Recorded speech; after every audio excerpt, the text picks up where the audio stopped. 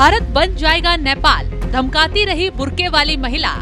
भारत देश है, कुछ दिनों से अपना हाल बिल्कुल नेपाल की तरह होने वाला है। मंच पर चुपचाप सुनते रहे उद्धव ठाकरे। रामायण की जगह टीवी पर संविधान की मांग। अरे मैं तो कहती हूँ रामायण के जगह पर टीवी पर संविधान बताना चाहिए, ताकि लोगों को समझ में आए कि क्या सही है और क्या गलत है। हिंदुत्ववादी नेता उद्धव की चुप्पी पर घमासान।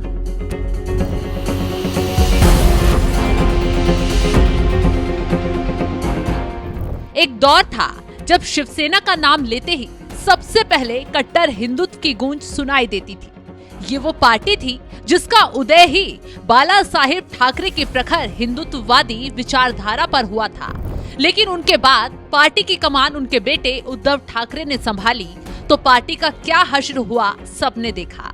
ना उनकी हिंदुत्व की विचारधारा बची, ना पार्टी, ना सिंबल बचा, तो सिर्फ और सिर्फ वोट बैंक की राजनीति में तुष्टीकरण का खेल। आज उसी तुष्टीकरण की राजनीति का एक ऐसा वीडियो सामने आया जिसने न सिर्फ हिंदुओं को चौंकाया बल्कि मोदी सरकार को भी सोचने को मजबूर कर दिया।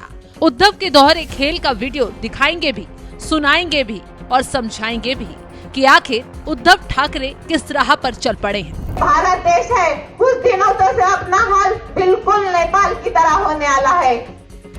महिला उद्धव ठाकरे के सामने सीधा सीधा चिल्ला रही है, माइक पर साफ शब्दों में बोलती नजर आ रही है कि जिस तरह का माहौल देश में बनता जा रहा है, उन्हें डर सता रहा है कि भारत का हाल कहीं कुछ दिनों में नेपाल जैसा ना हो जाए।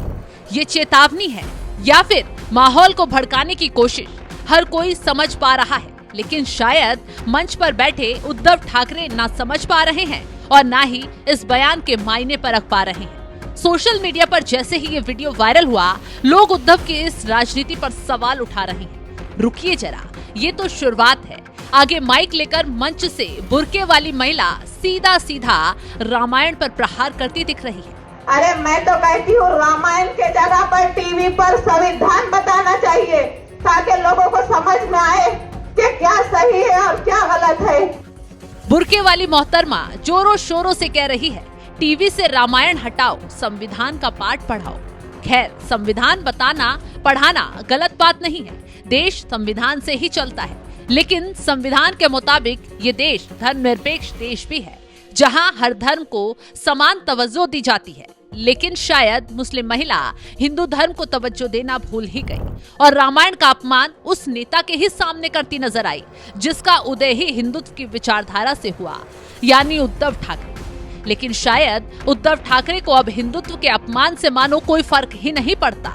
यही वजह है कि जब ये महिला नेपाल बनाने और रामायण को टीवी पर ना दिखाने की बात कह रही थी तो उद्धव ठाकरे शांति से सुन रहे थे। और अगर उनकी हिंदुत्ववादी विचारधारा जिंदा होती तो शायद उद्धव ठाकरे ऐसे लोगों के बीच ना तो मंच साझा करने पहुंचते और ना ही ऐसी बातों को सुन पाते। लेकिन जनाब, सवाल वोट बैंक का है। हिंदुओं ने नकार दिया तो कहीं तो ठिकाना बने।